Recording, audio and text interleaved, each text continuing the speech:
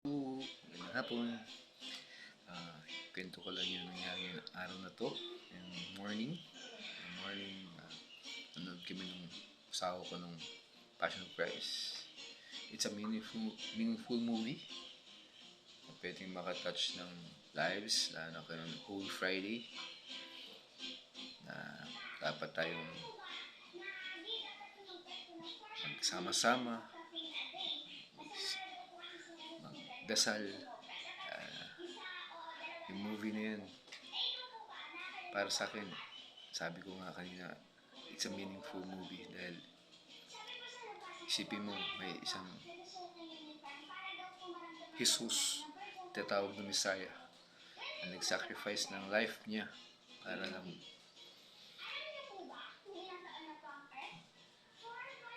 sa ating mga kasalanan.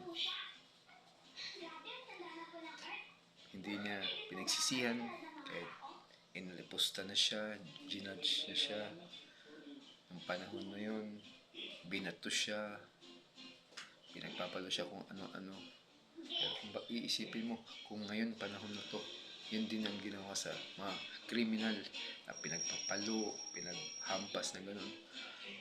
Yung time na to, patay na sila. Dahil pamalo pa lang, grabe kasakit. Intindihan mo, pinagpapalo sa likod, hinila yung kamay para lang mapako sa krus ang atong Jesus, para lang mapako lang siya sa krus. Pero He sacrificed His life for us.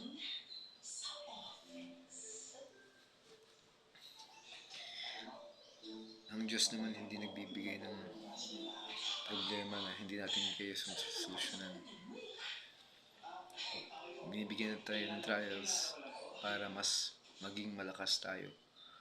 At alam niya na kaya natin solusyonan.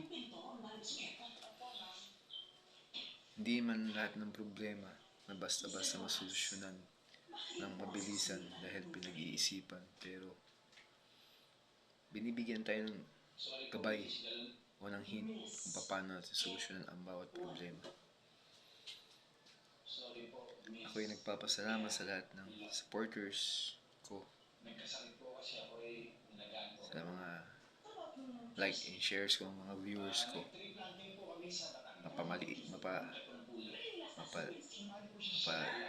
viewers ko na maliit pa, may mataas, okay lang.